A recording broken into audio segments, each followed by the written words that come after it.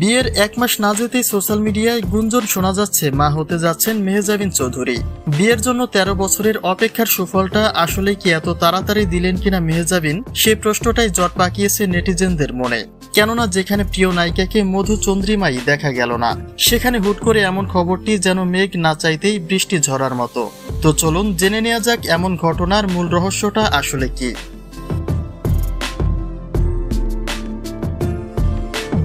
13 বছরের প্রেমের সম্পর্কের পূর্ণতা দিয়ে বিয়ে করেছেন মেহজাবিন চৌধুরী। বলা যায় এক পর্যায়ে অসাধ্যকে সাধন করেছেন তারা। যদিও তারই মাঝে প্রেমিক রাজীবকে নিয়ে নানা আলোচনা সমালোচনার মুখেও তিনি পড়েছিলেন, কিন্তু কোনো কিছু তোয়াক্কা না করে সমস্ত সমালোচনাকে বুড়ো আঙ্গুল দেখিয়ে নিজের প্রেমের সম্পর্ক টিকিয়ে রেখেছেন মেহজাবিন চৌধুরী। আর সেই প্রতীক্ষার দিন শেষ করেছেন পছন্দের মানুষটাকে বিয়ে করে।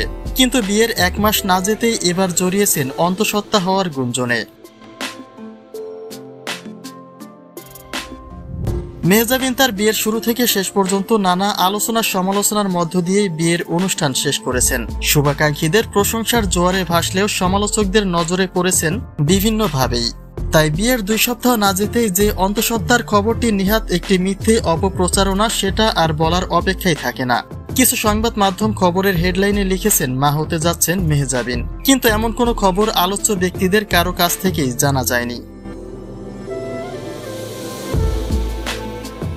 আসলে মেহজাবিন তার ব্যক্তি জীবনে এক পুরুষেই আসক্ত ছিলেন, আছেন আর থাকার প্রতিশ্রুতিটাই দিয়েছেন। নায়িকাদের জীবনে সাধারণত এমনটা খুব কমই দেখা যায়। তিনি সর্বদা নিজের ভালোবাসাকে সম্মানের জায়গাতেই রেখেছেন, কিন্তু বিভিন্ন সময়ে নানা অপপ্রচারের মাধ্যমে তাকে নিয়ে নানা প্রশ্নই তোলা হয়েছে। তবে দিন শেষে সেই প্রশ্নের উত্তর তারা নিজেরাই পেয়ে গেছেন। কেননা কোনো মিথ্যে দিয়ে কখনোই সত্যকে আড়াল করা যায় না।